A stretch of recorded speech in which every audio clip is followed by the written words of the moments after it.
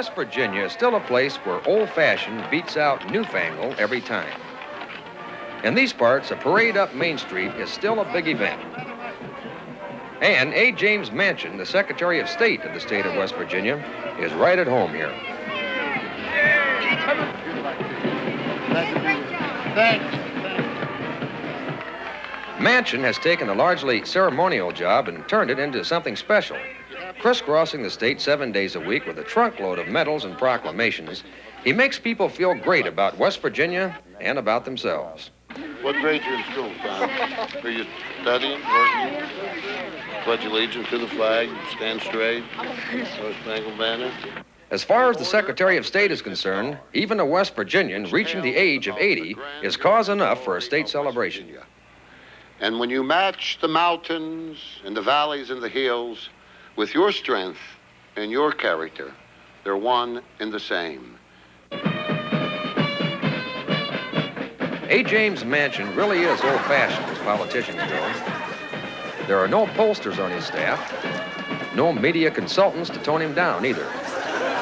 He's strictly a one-man band. I went to the Capitol at Charleston to meet face-to-face with the famous A. James Manchin, Secretary of State of the state of West Virginia. What does the Secretary of State of the state of West Virginia do?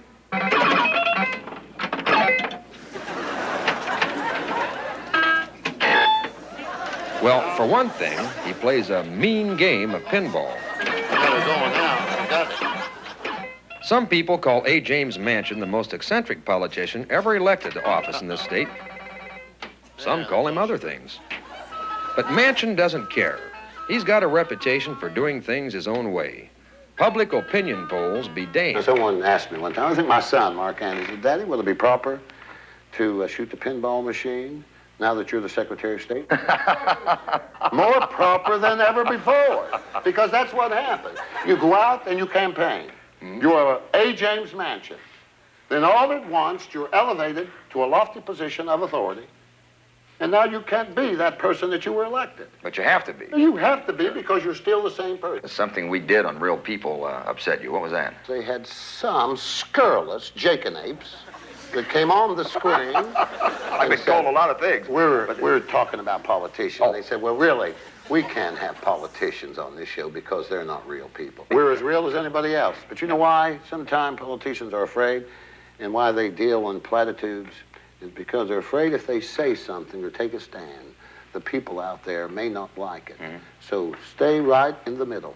Be very careful. Don't offend anyone. Jim, why in the world did you declare war on junk?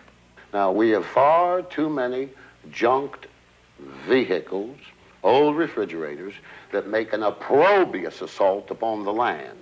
So, once a week, A. James Manchin leaves his office and his pinball machine, puts on his fireman's hat, grabs his sledgehammer, and charges off to wage his endless war against junk.